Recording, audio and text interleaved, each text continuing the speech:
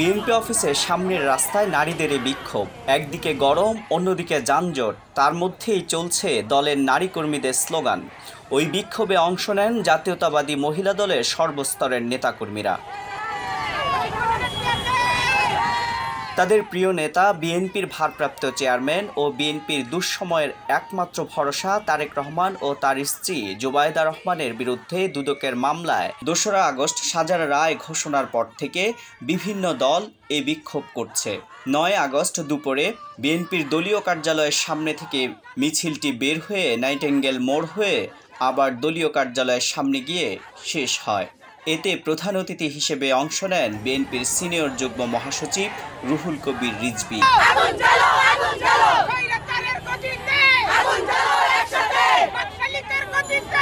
এর আগে রাজধানীর ডিআরইউতে স্বেচ্ছাসেবক দলের প্রয়াত শফিউল বারী বাবুর স্মরণ সভায় বক্তব্য দেন বিএনপির স্থায়ী কমিটির সদস্য আমির খসরু মাহমুদ চৌধুরী। তিনি বলেন, দুর্দিনে যারা নেতৃত্ব না দিয়ে সরে থাকবে তাদের চিনে রাখবেন।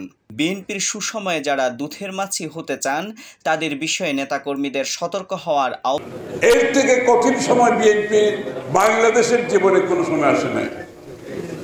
এখন যারা সাহসিকতার সাথে সম্মুখভাবে দাঁড়াবে থাকবে তারা হবে প্রকৃত নেতা, তারা হবে আগামী দিনের বিএনপির কাণ্ডারি। সুবিধাভোগী নেতাদের এখন আর কোনো সুযোগ নাই।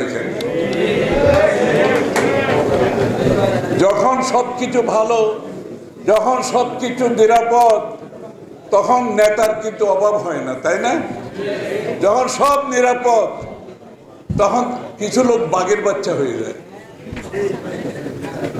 আর যখন এই বিপদ দেখে আস্তে আস্তে তারা পালিয়ে যায়।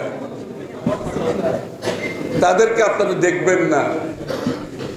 তাই আজকের দিনে নেতা নির্ধারণে ভুল করা যাবে না। নেতার ভূমিকা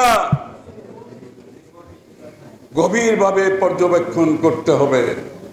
কারা সম্মুখভাবে সাহসিকতার সাথে এই ফ্যাসিস্ট সরকারের মোকাবেলা করছে, আর কারা সুবিধা বুঝে সামনে, সুবিধা বুঝে পেছনে, এটাও কিন্তু দেখার সময় হয়ে গেছে। বন্ধুগণ, আমাদের সামনে কঠিন সময়, কঠিন সময় আমাদের সামনে। আজকে সবাইকে, বিশেষ করে ছাত্রদল, যুবদল, স্বেচ্ছাসেবক দল যারা আছে, তাদের ভূমিকা সবচেয়ে বেশি গুরুত্বপূর্ণ। সম্মুখ যুদ্ধে আগামী দিনে এই ফ্যাসিস্ট সরকারের পতনের জন্য সাহসী বাবুর মতো সাহসী ভূমিকা যারা পালন করতে হবে, তাদেরকে সম্মুখ ভাগে আমাদেরকে নিয়ে আসতে হবে। এবং আগামী দিনে আজকের ভূমিকার উপর নির্ভর করে আগামী দিনে বিএনপি সহ সমস্ত অঙ্গ সংগঠনের নেতৃত্বে কারা আসবে, কারা নেতৃত্ব দেবে, সেই সিদ্ধান্ত দল নিশ্চয়ই নেবে, আমি বিশ্বাস করি। নেতা যদি সঠিক অবস্থানে না থাকে, কর্মীদের পক্ষে কাজ করা সম্ভব নয়। নেতার অবস্থান সঠিক জায়গায় থাকতে হবে। নেতার আদর্শ, উদ্দেশ্য, সাহস, প্রয়োজনে দুঃসাহস যেই নেতার নাই, সেই নেতার নেতৃত্ব দিতে পারবে না। এবং নেতার মূল টেস্ট হয় তখনই, কঠিন সময় যখন সামনে আসে। একই দিনে নয়াপল্টনে প্রেস ব্রিফিং করেন বিএনপি মহাসচিব মির্জা ফখরুল ইসলাম আলমগীর। সরকার পতনের দাবিতে 11ই আগস্ট রাজধানীতে গণমিছিল কর্মসূচি ঘোষণা করেন। আগামী 11 আগস্ট অর্থাৎ শুক্রবার জুমা নামাজের পরে ঢাকা মহানগরে উত্তরে এবং দক্ষিণে আপনার দুটি গণমিছিল হবে। এই এক দফার দাবিতে দুটো গণমিছিল, এটা হচ্ছে আমাদের নেক্সট প্রোগ্রাম 11 তারিখে। এটা হচ্ছে শুক্রবার বা জুমা, অর্থাৎ প্রায় 2টার পরে। এবং আমরা আশা করব এই কর্মসূচিতে সরকার কোনো বাধা প্রদান করবেন না।